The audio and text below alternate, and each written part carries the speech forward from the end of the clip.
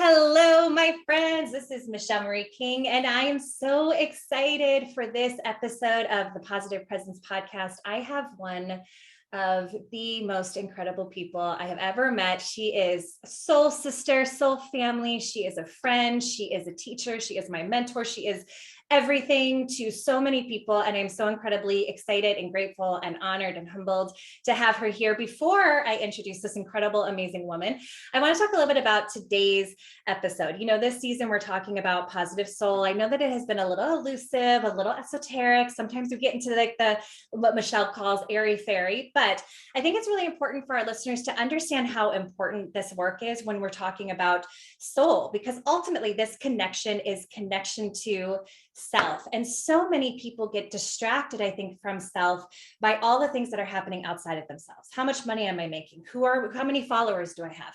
How many people are watching me, are listening to me, are liking me? All the things that when you get so focused on those things, you start getting further and further and further outside of yourself, and therefore become disconnected until one day you're triggered. Michelle talks a lot about that. I've known in her teachings, so you get triggered and you're like, oh crap, you got to kind of sit with self and understand what's happening internally. And so this work is so important and so potent in understanding how to live your life in a peaceful manner so that those triggers don't happen. And when they do, you learn how to reflect pretty quickly and to ultimately impact positively the things that are happening outside of yourself. So I always talk about my journey. You know, this Positive Presence podcast is a direct reflection of my journey to finding self, which has been a very long journey. And we talked with Devin Kearns on the first episode of this season because he was one of the first people that really helped me find help me understand really that like there are these differentiations. It's our outer world and then there's this inner world. And that was really hard for me when I met Devin to understand that, oh my gosh, there's things happening inside of me too. And so after I met Devin actually introduced me to this incredible woman, Michele Ariana.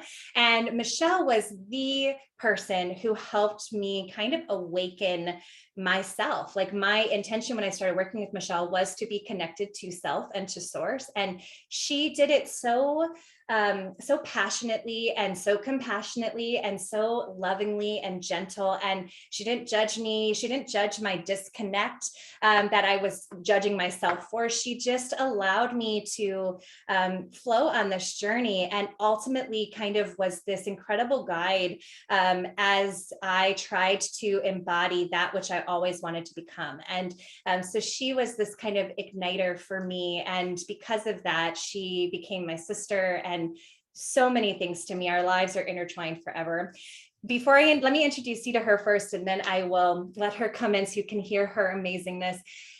Author of The Ambitious Women's Guide to Love, founder of Empower Your Life, host of Empower TV, Michele Ariana has been helping women transform their relationships, starting with themselves, for over 10 years. She is a certified NLP master practitioner, neuro-linguistic programming, co-producer of the Total Transformation Show, Not Just a Haircut, and known as the Attraction Queen. Michelle works with ambitious, driven women who want to attract love, but feel like they may never find the right one. They're tired of being disappointed in relationships, and they're afraid of wasting more time. And she shows them how to break their sabotaging love blocks, create magnetic confidence, and attract a relationship that's aligned with who they really are. After growing through bullying, debilitating anxiety, low self-esteem, divorce, and health issues, she's discovered the truth that we are powerful, love is possible, and all healthy relationships start with self. It's everyone's birthright to create the most extraordinary life imaginable, especially in love. With that being said, the amazing Michele Ariana. Yay! Thank you, Michelle. Oh, what a beautiful intro. Thank you, my friend.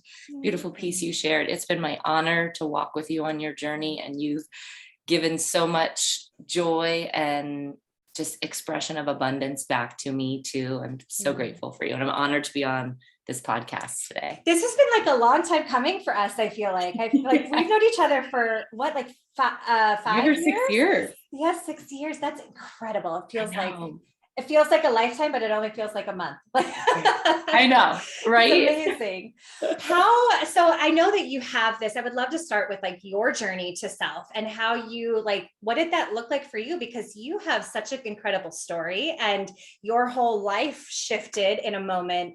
And all of a sudden you admit that you kind of awoke to this new version of yourself. Like, what did that look like about? Yeah. I was like any old kid where we just are in our innocence. I played in the dirt. I was such a tomboy. I remember very early on, like 3, 4 years old, I loved life. I loved all the senses of life. It's like I felt like I came here to be powerful. I remember that. And as time went on, as I was growing older in middle school, I started getting bullied. Like I was made fun of for my looks.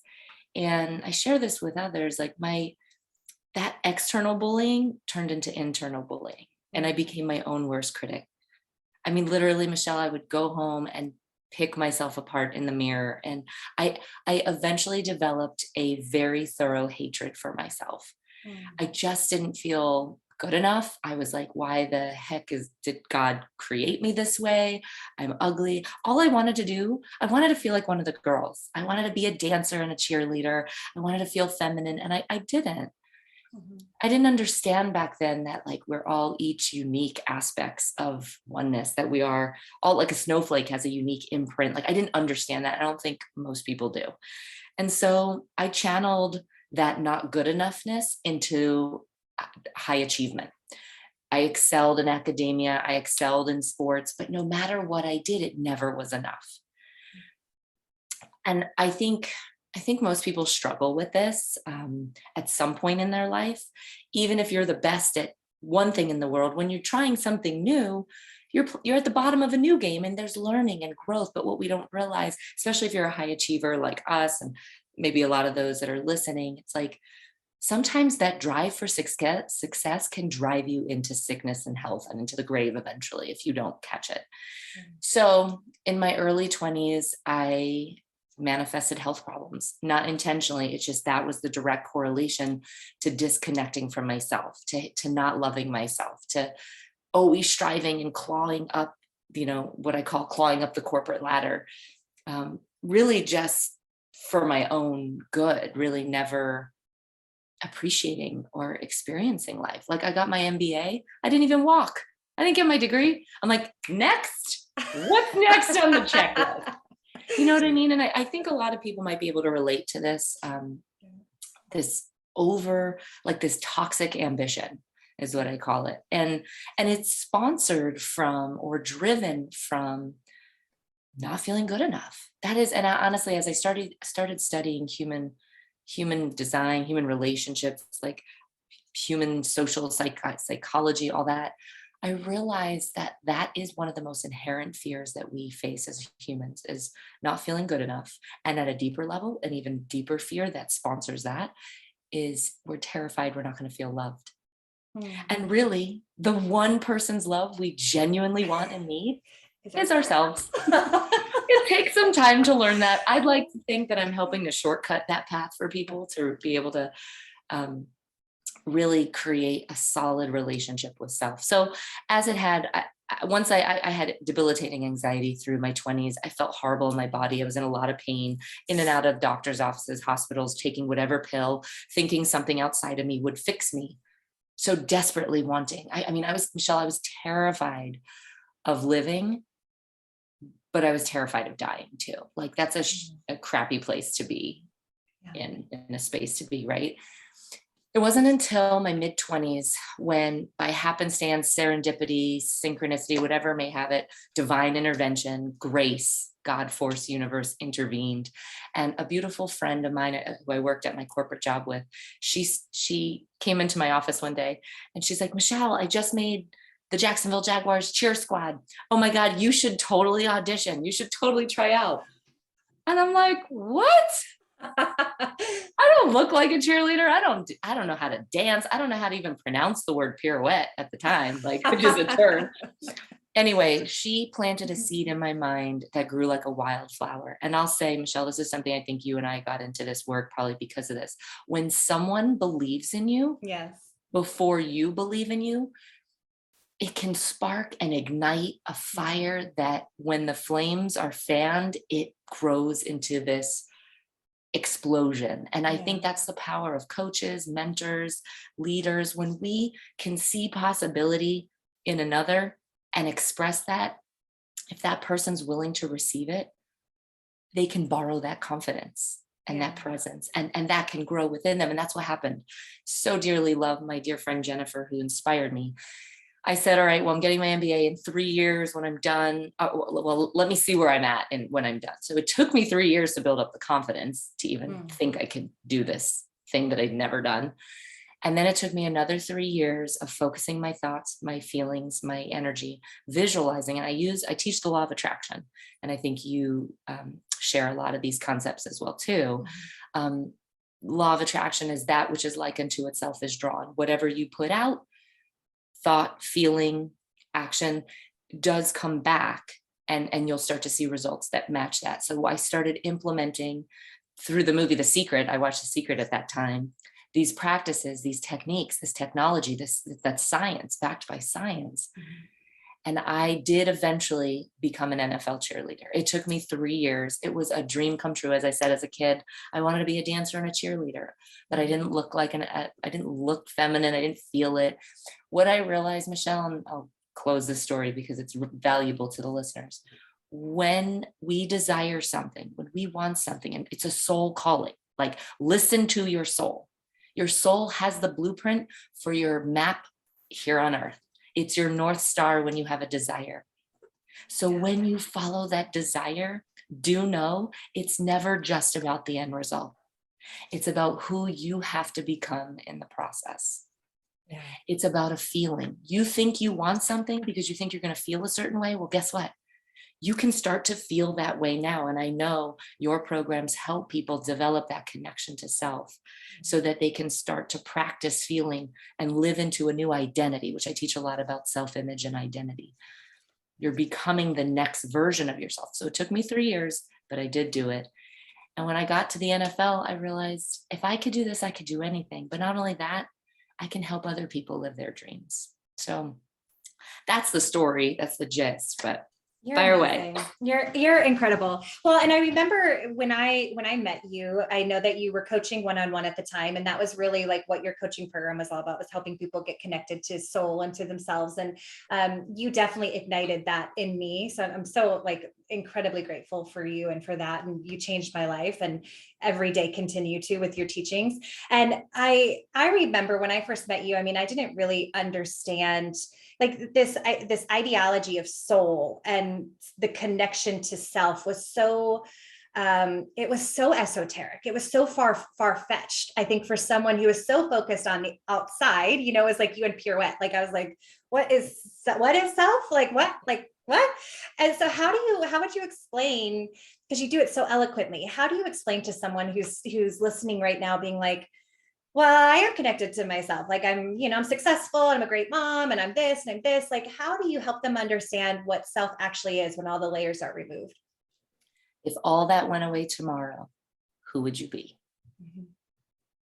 Love it. If you didn't have the things that you identify with, the job, the career, the money, the family, the parenting, the friendship, the sister, if you release those identities for a moment, who would you be? Close your eyes for a moment. When the world goes away, there's still the witness, right? As you call it. And you can open your eyes, take a breath. There's more to us than just the meat suit, like they say that on The Secret. Like there's more to us than just these physical bodies, than just the things we have. When we make our transition, when we leave this earth experience, when we have our dying experience or our rebirthing experience, who knows, to whatever the next realm is, there's more to us than just the things we identify with. So I would think soul is a broader perspective of you, the witness, the one that's I'll call it the observer. I'll use that a lot too. And when we start to just take a step back and be an observer, instead, like imagine this. Imagine if you're in a movie and you're the leading star, which you are. Each of you are. You're the star of your own movie. Do you notice the dramas that play out on the world screen? Do you notice the emotions that go on within you, how beautiful. You get to experience the range of human emotions. You are not your emotions. You are not your thoughts. You are not your stuff. You're not your actions. You're not your kids, even though sometimes you feel it. But like literally, if we can just be the observer, be the witness. And do you notice that who you were 5 years ago was probably different, drastically different, who I was a year ago? Michele, you know, I had a massive breakdown in my life where they call it the dark night of the soul, where so many things compound that shatter most things that would seem perceivable for your reality, where there's nothing like you can't pick the pieces back up. I know you went through the dark night of the soul last year too. Both of us did. And when that happens, soul is there. Soul's got you. I don't know if that helps. What would what's your definition of it? I would love mine is like interchangeable with like authenticity almost. And that's how I explain it to my students too, is that like when everything is stripped away from your body outward, what's left over and what makes you different from, you know, like when all the things are stripped away, what makes you different from this soul to this soul to this soul to this soul. And that's you know, and helping you identify what are the things that are within you that you contribute to the world without needing anything else to make that contribution, you know, the love and the purpose and all of those incredibly powerful missions that I think people are driven by, and so many people I think get driven and it kind of gets overshadowed by this drive for money, this drive for success, this drive for love from other people. And when we can start to just recognize like what is being driven by external sources versus what's being driven by internal sources, we can start to align with ourselves and our souls. Absolutely. I love that. What do you think is this correlation between soul and self? Like, are they interchangeable in your mind? That's such a great question. The hit I'm getting is yes. They are interchangeable. They are one and the same. Because of where we are for this experience, we see them as separate. The moments when you feel higher frequencies of emotion, what I mean by that is we have a range of emotions. If you are feeling grief, like, okay, we'll say, we're not going to call it positive or negative for a moment. Well, let's just call it more dense emotions and more light emotions. The reason I'm using those terms is because they're a frequency. Right. Michele, you and I went through grief last year, massive grief. The density of, and probably still do, I have waves of it that comes on. I venture to say, even when you were in grief, I bet that there were moments, not at the same time, but there were moments that you were able to feel appreciation lighter, love way lighter, even peace at moments of that. Right. So no matter where you're at, Abraham Hicks calls it the emotional guidance scale. There's another book by, I want to say it's Stephen Hawking, called Power versus Force. He calls it the emotional tone scale. Those frequencies of emotions, it's just where you're at any moment in time. If you're in grief or despair, I mean, that's that's like kind of the lowest frequency, right? It doesn't mean it's negative, you're bad or anything like that. It just means that's where your human experience is right now.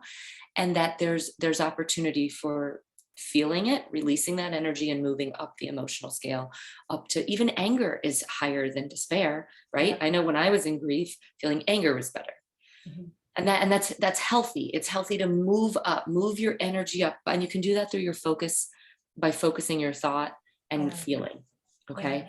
How we manifest is focus, feeling, frequency. I also call this tuning to the frequency of love. That's the framework that I created. Focus, feeling, frequency. I didn't create it. It's what I distilled down of observing and seeing. There's many ways you can explain manifesting. This is the simplest for me. So if you focus your energy on moving up the scale, like, God, I'm feeling grief, but I'm going to reach for anger. Oh, I'm angry then feelings. That feels lighter. It feels more, it's flowing. Now from anger, you reach for frustration. That feels a little bit better, a little bit lighter. From frustration, you can move up to more like not caring, like apathy, like whatever, this will pass. From there, you can start to reach optimism. You know what, this could look a little bit better. And you start to talk your way up. The reason I'm sharing all this, for some reason, this is what's coming through, is what's important for people to realize. Wherever they're at is perfect. You can be in grief but have an intention that I will get through this. I'm willing. Yeah. And that can even help you move up the scale. Well, I say that because soul is always there observing, Yes. holding the space of love for you. So you are one and the same.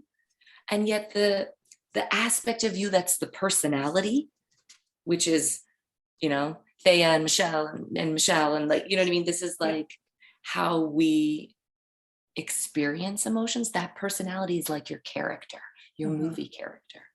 So if you can realize like your soul and you are one and the same, but it's like you branch off to be a character to play a role in a movie. Does that make sense?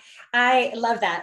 As you were talking, I was kind of writing like soul is the acceptance of, like, whatever I am showing up as, like whatever emotion, if I'm sad or angry or whatever, soul is just accepting and loving. It's all love and light, witness.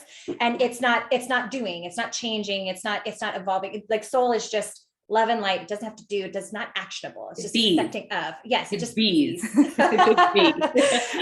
I think self is the acknowledgement of, like the way in which witness is watching you be, you know, like in the emotions. Like when I am as a mom, I'm frustrated with my daughter, then soul is just accepting and acknowledging that self is frustrated with me being a mom, me being with my daughter. So I love how you add these, it almost is like internal layers that we can start to kind of form these constructs that we can understand in order to comprehend, I think, the depths of who we are as individuals. Because there's a lot of layers there as individuals. I think that's why so many people probably, like, I don't really want to say people avoid it, but I know that I more so would say that I was in avoidance of it because I would say that I didn't understand it or I was scared of it.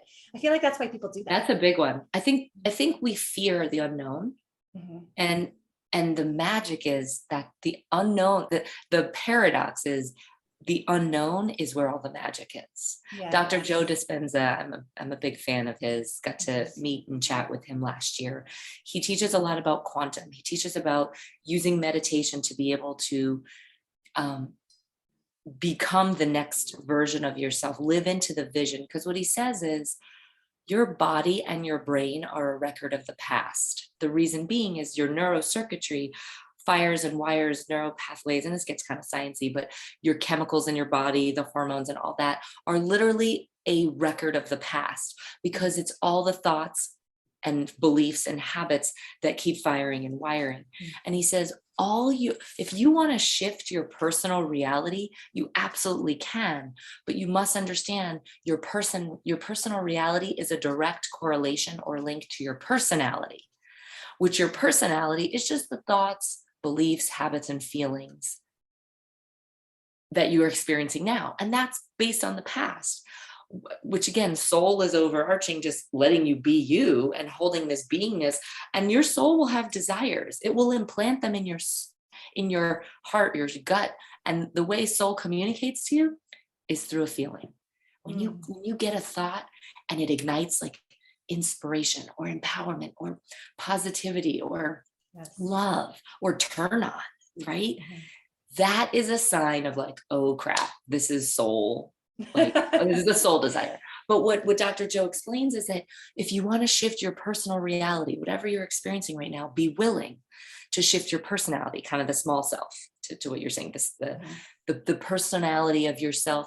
That means practically how this looks is starting to choose to think differently. Allow yourself to see or perceive a situation differently. Start creating different habits. So what Dr. Joe says is when you get so familiar, your environment, your habits are very familiar. There's not a lot of growth in the familiarity.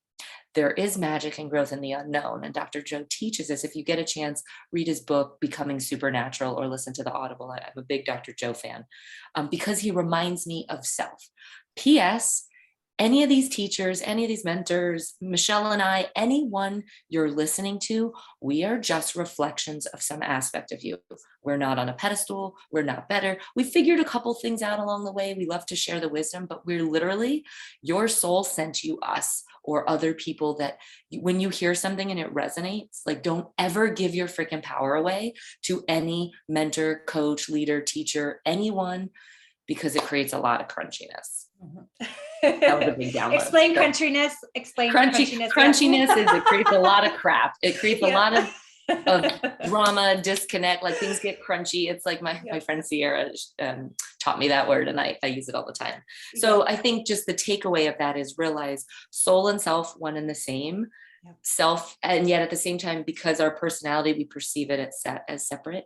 If you want to create change in your life, just shift the personality, the thoughts, words, habits, feelings, and you can do it today. Get into the unknown, because that's where you start dancing with magic. Love it. Okay, so let's talk about the hard stuff, the crunchiness, the stuff that people are like, I don't really want to talk about that because it's painful, it's hard, it's worrisome, it's excruciating, it's stressful. Like I think about a lot of those things as like the heartbreaks, the traumas, the, like the things that have happened in my past are happening now, limiting beliefs, negative thought processes, the things that like when I'm constantly reminded of in my external world that are negative reflections of things that I need to heal inside of myself. How does someone who is looking at their life, maybe who perceives their life to be messy or crunchy in some way externally, how do they wade through all of that stuff to get to the start of connecting to self? Oh gosh, that's such a great question. Where do they start? If they're feeling bogged down, inundated, and just like drowning in the muck. Yep. I would start with the breath. Breath connects you to soul, to your inner being. So like Wim Hof, Wim Hof is a gentleman who created a breathing process that helps people calm their nervous system. Usually when you're in the space of that, when you're in survival mode, that puts you in fight, flight, freeze, or fawn. You're in fight or flight, meaning you're fighting, you're like ready, coming out, guns swinging, like, who do I need to freaking, and that was like my New York inside of me. I like literally was like attacking, like I was in defensive mode all the time. I mean, you could literally like say one thing to me and I'd be like, that's fight. Flight is you run the other way, where you shy away. You're like, oh, no, la, la, la, I don't want to hear it. I'm going to run. Freeze is where you're like, I'm going to do nothing. Because your nervous system is like so shot. They call it your vagus nerve. Has to do with like when you can train your vagus nerve to come back into homeostasis, but I think that also helps balance your nervous system. But when your nervous system is dysregulated or downregulated because you're in survival mode, or you have a habit, another way to say it, English is you have a habit of thoughts that keep running in your mind, and you feel like your thoughts are thinking you. Like when you're in freeze, you're like, I don't know what to do. I'm not going to do anything. Fawn is the fourth step, which is people pleasing, where you start fawning as people pleasing, where you start losing more senses of yourself. So these are the 4 ways to first breathe. Just catch, find it. You can even breathe in for 4 counts. Hold, exhale, hold, and repeat that for 30 seconds, right? Then you want to become aware when you're in fight, flight, freeze, or fawn. Awareness is key. I have a framework, which is what I taught you, the achievement formula. It's a 4-part framework. Awareness is the first step, then aim, align, act. Okay, so that's I like thinking in frameworks. But for the audience to know wherever they're at, and actually let's give them the achievement formula. Become aware. Where am I right now? In that awareness, set your intention. I'm willing to be present with what is and move through whatever. I love that word, I'm willing, because there's a space of surrender, not surrender rolling over, giving up, but surrender that I'm going to let go of the clutches. I'm going to ask grace, God, universe, source, divine intervention, inner being, soul, whatever, to come forth and help. Because your soul is there to guide you. It always is. It's just sometimes the personality is so stuck in controlling life because we've been in survival mode for a long time. You and I have had that. We have had to regulate our nervous system, come out of survival mode, and sometimes it shows up. Yeah. Right? So what you want to do, breathe, become aware, be in the awareness, become intentional. I'm willing to move through this. I'm willing to be present with what is and move through this. And then aim. This is kind of where the intention is. In your aim, be clear about what you desire. Be clear about what you're moving towards. What is your aim in this? You know what? sometimes we get clear about our aim by being clear about what we don't want. And that's okay. You know, a lot of times coaches are like, well, don't talk about what you don't want. It's like, it's okay to be clear about what you don't want. Mm-hmm. And in your aim, I know I don't want to feel crappy like this right now, or I know I want to release this hurt or this pain or this fear. So I can, then what is the move towards aim? Because I want to, what? The last part, you always want to guide your mind to what you actually do want. Mm-hmm. So that would be aim, right? Align is the next step. Awareness, aim, align. Align means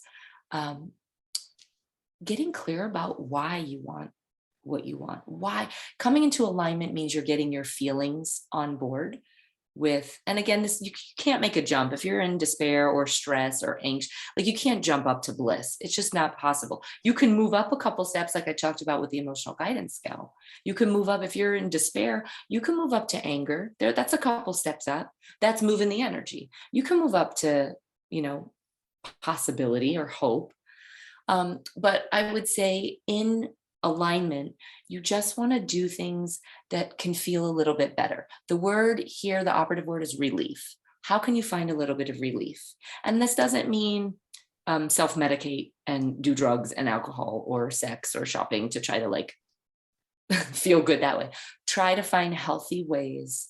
Maybe it's talking to a therapist or a coach or a friend. Maybe it's journaling. Okay, that will help you come into alignment. And then the last step is action. Take some sort of action towards your aim that you set, towards what you do want. Does that help? Does that give some good context? I'm sure that helped a ton of people. I know that your alignment principle, what did you call it? The achievement formula.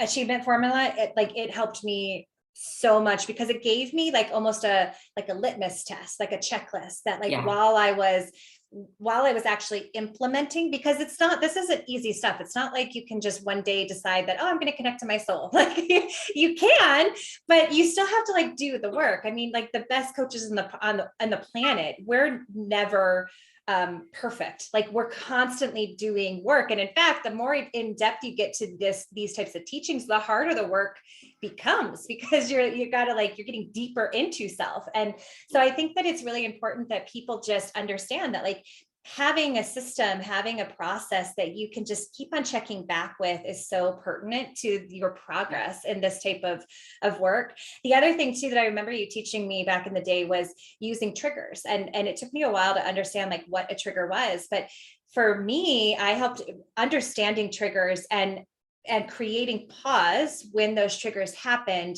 allowed me to then do that checklist and actually start the process. Can you explain what a trigger is to people and how they can kind of start to identify with it? Absolutely. That's a great reflection. So triggers are anything that annoys you, that brings an emotional reaction to you, right? For example, if you're driving down the road and someone cuts you off and you're like, mother effer, blah, like, that's a trigger. That's a good sign that something's bothering you. Another, like, how are you reacting or are you responding? Yeah. Do you notice the energetic difference? If you're like, you know, I don't know, what you can even think of another thing like that creates a trigger, like that. When a trigger happens, oh gosh, here's one. You hit print and all of a sudden the printer doesn't print. You want to throw your laptop out the window. That's a trigger. I had a friend that was the calmest guy ever, such a beautiful soul, so gentle, and man, technology put him over the edge. So like, I was like, hey, you know what? You might want to consider that's a trigger. You might want to pause and take a look at, because at a deeper level, ask yourself, what is really bothering me? Mm-hmm. It's just an opportunity. It's an invitation to take a look and to do the work, to play, to flirt with these techniques and technology on how to release this. You can also call it reparenting. You know, Michelle, you're a parent. I'm not. I feel like I'm a parent to a lot. Like I love mothering through my through coaching, and I'm very nurturing. I was a kid once, so I have that perspective. So really all of us are being called to reparent ourselves, because a lot of times our parents are such beautiful souls. God bless them for ushering us into the planet, giving us life. Everyone was doing the best they can with what they know. And at the same time, hurt people hurt people. So if your parents were hurt, that tends to, a pattern carries through. So, and this doesn't justify if you were in a toxic, abusive dynamic. My heart and soul are with you. That is not okay. It's never okay to have abuse in any kind of dynamic. And at the same time, all we have is right now, and we can learn. We can decide who we choose to be and move forward from there. So what you'll find is that your soul is guiding you to reparent yourself. To when a trigger happens, if anger, like anger management, it's not about managing your anger. It's about taking a look at it and healing it, looking at the source, getting to the root. I do a technology called a breakthrough session. It's a 2-day immersive breakthrough session with NLP. When clients come to me, they pick one area of their life that they want to have a breakthrough in. Shell, you and I did a 12-week, it was a 3-month in essence breakthrough that was a program I did with you that was over 3 months. Yeah. I do something that's very concentrated in 2 days, it's an immersion, because it gets to the root and pulls it out and handles the root of it. And so I share with my clients and I share with audiences, be willing to look at the root of it so that you can have the breakthrough. Yeah. Right. Yes. A breakdown in your life is just a breakthrough. A bend in the road is not the end of the road unless you fail to make the turn. So any of these triggers and sometimes are massive. Shell, you and I had massive triggers come up. We call it the dark night of the soul, but it's like we had things come up last year that triggered a lot of grief and a lot of deeper things to take a look at and heal. Mm-hmm. And so wherever someone's at, just know your triggers are your teachers. They're just inviting you to take a look and to play with the energy, to massage it, to heal, to work. We call it doing the work, but you can play with this energy and start to shift it so it lightens the load. It doesn't feel so heavy. Does that help? This is one of the things I love so much about you, Michele, is that you're so gentle and you're so compassionate about people's journeys. I remember sitting with you and crying, screaming, yelling. I feel like I was triggered by so many different emotions when I was doing the work with you, and you're just like, that's okay. Let's just breathe for a second.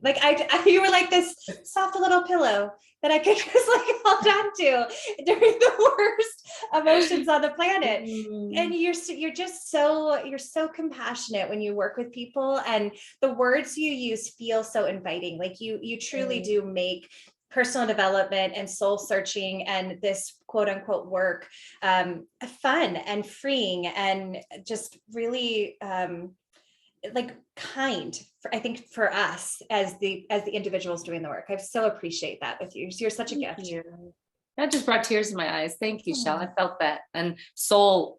So that's also another sign from soul. I cry a lot for happy tears. I cry, and it's a resonant. When you cry, when you release emotion, it's moving energy, but it's a resonant. When I felt that. I felt your love, and I felt that within self. Thank you. I appreciate that gift. You're welcome. Ditto. You're welcome. And that's why you do the work you do. That presence that you bring. Thank you. Your beingness just helps people remember who they are. And I think that's something I've cultivated too, and that more of us are starting to do. When we we're human being, not human doing. When we finally decide that who we are is enough, and we shine the F out of that light and just be the fullness of us, AF, as I say, and I'm using that the pattern interrupt. Because that's what interrupts the patterns. That's what interrupts the known, the comfort zone, so that you can shine all of you and be. Then this is what happens. People feel that just in your presence. You're amazing.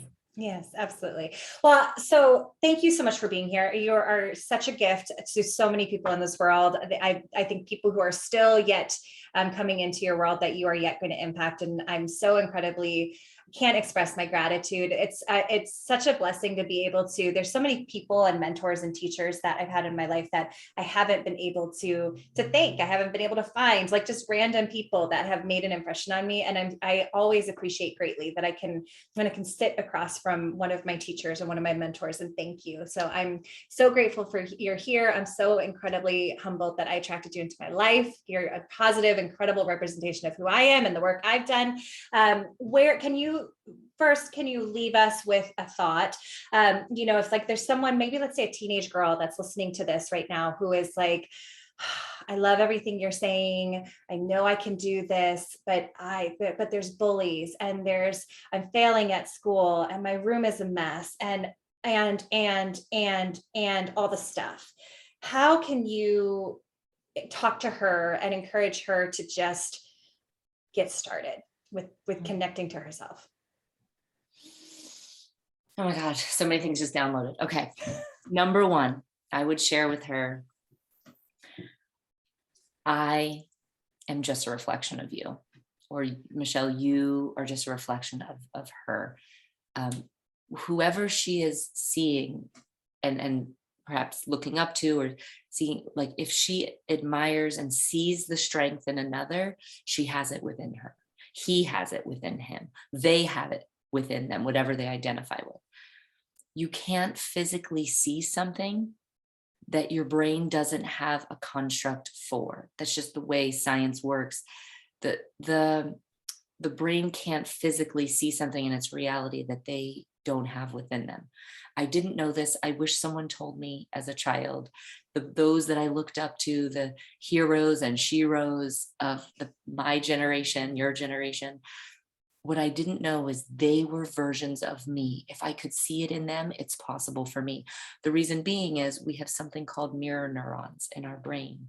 What we see in another, we can perceive that we do have that possibility within us. So I would say to her or him or them, keep going. Just take one step at a time. If you can see it in another, it's possible for you. And what I would invite them to do is close their eyes. Imagine they're on a beautiful, their happy spot. Maybe it's a beautiful beach or in the forest or some happy spot for them. And I want them to imagine a person coming up to them and it's their future self. 10 years from now, 15 years from now, their future self comes to them. And I want them to listen and ask them, what do I need to know? And let their future self talk to them. Give them a message that will help them. Whatever message comes through, that feels aligned, that feels positive and healthy, follow that. Because soul, first of all, soul even guided them to listen to this podcast. They wouldn't even be listening to this podcast if their soul didn't guide them. And that's the takeaway message. You don't find soul, soul is calling you. And that's why you're waking up to this. Michele, this is why you were inspired to do this podcast. There's so many people who are getting the call of soul. They don't know what it is, but they'll find this podcast, and it's because your soul is guiding you and gave you this, put it in your path. Call it serendipity, synchronicity. So that's what I would share. You're incredible. I got tears just thinking about my future self. I love that. Where can people learn more about you? I'm on Instagram and Facebook, all the social medias, at Love Michele Ariana. So that's my handle. And Love Michele is Michele with one L. So yep. Love Michele with one L Ariana. If you go to YouTube, I'm just YouTube/Michele Ariana, with Michele with one L. That's, and then if on Instagram, if you go to my Instagram, that's where you'll see, like in the bio, I'll have a link. I've got different courses, free resources, things to help serve. Amazing. And you can just Google Michele Ariana as well. And there's a ton of things that pull up for her as well. So thank you so much, my friend. I so appreciate you for being here. And to all of our listeners, thank you so much for taking the time. We are always so humbled to hear stories of how people are benefiting from our podcast. And just, if there's something specific that you want us to talk about, please send us a message, info@positivepresenceglobal.com. And you can find more about Positive Presence by Googling Positive Presence Global or going to positivepresenceglobal.com. We appreciate you. Like, share, comment, and listen on any of your podcast platforms. And remember, positivity can only spread when it is present. Bye, everybody.